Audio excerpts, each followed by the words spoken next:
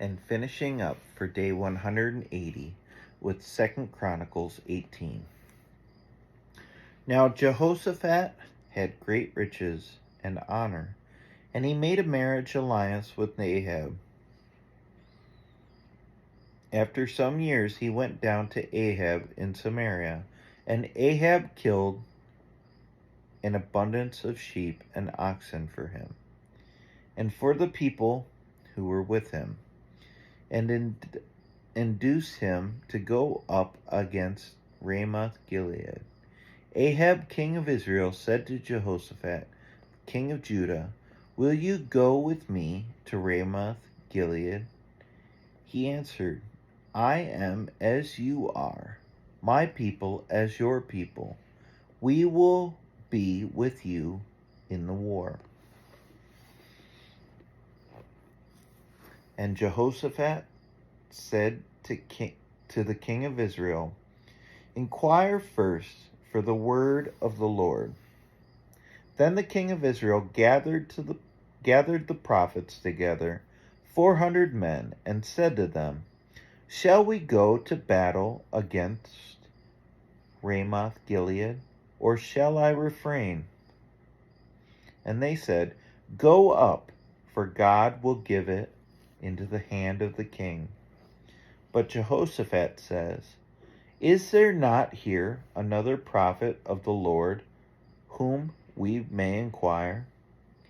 And the king of Israel said to Jehoshaphat, there is yet one man by whom we may inquire of the Lord, Micaiah, son of Imlah. But I hate him, for he never prophesies good concerning me, but always evil. And Jehoshaphat said, let not the king say so. Then the king of Israel summoned an officer and said, bring quickly Micaiah, son of Imlah.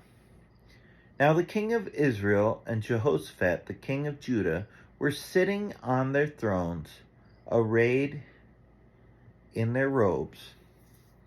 And they were sitting at the threshing floor, at the entrance of the gate of Samaria.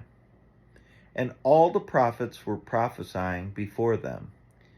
And Zedekiah, the son of Chenaanah,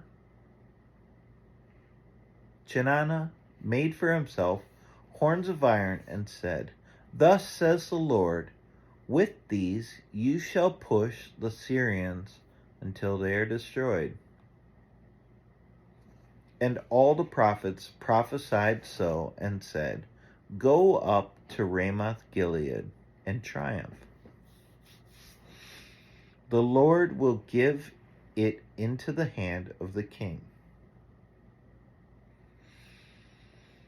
And the messenger who went to summon Micaiah said to him, behold, the word of the prophets with one accord are favorable to the king. Let your word be like the word of one of them, and speak favorably. But Micaiah said, as the Lord lives, what my God says, that I will speak. And when he had come to the king said to him, Micaiah, shall we go to Ramoth Gilead to battle, or shall I refrain? And he answered, go up and triumph. They will be given into your hand. But the king said to him,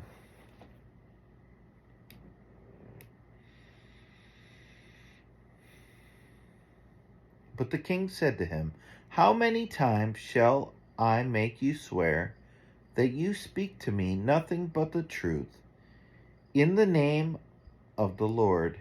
And he said, I saw all Israel scattered on the mountain as sheep that have no shepherd. And the Lord said, these have no peace.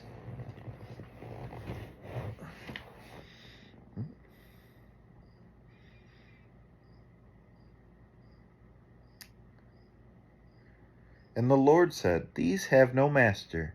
Let each return to his home in peace. And the king of Israel said to Jehoshaphat, Did I not tell you that he would not prophesy good concerning me, but evil? And Micaiah said, Therefore, hear the word of the Lord. I saw the Lord sitting on his throne, and all the hosts of heaven standing on his right hand and on his left. And the Lord said, Who will entice Ahab, the king of Israel, that he may go up and fall at Ramoth Gilead? And one said one thing, and another said another. Then a spirit came forward and stood before the Lord, saying, I will entice him. And the Lord said to him, By what means? And he said, I will go out and will be a lying spirit in the mouth of all his prophets. And he said, You are to entice him, and you shall succeed. But go out and do so. Now therefore, behold, the Lord has put a lying spirit in the mouth of these your prophets. The Lord has declared disaster concerning you. Pardon me.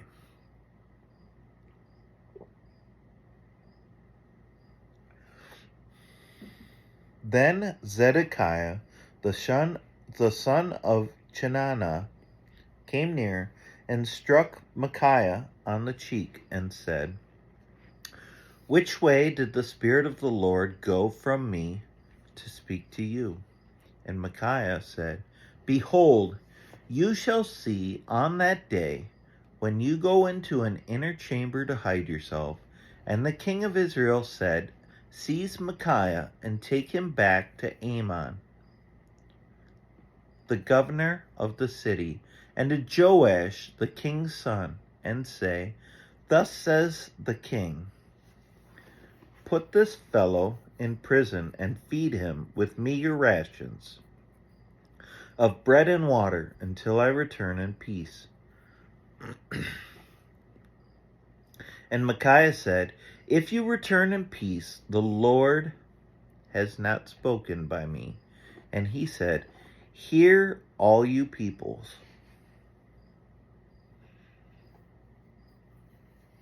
So the king of Israel and Jehoshaphat, the king of Judah, went up to Ramoth Gilead.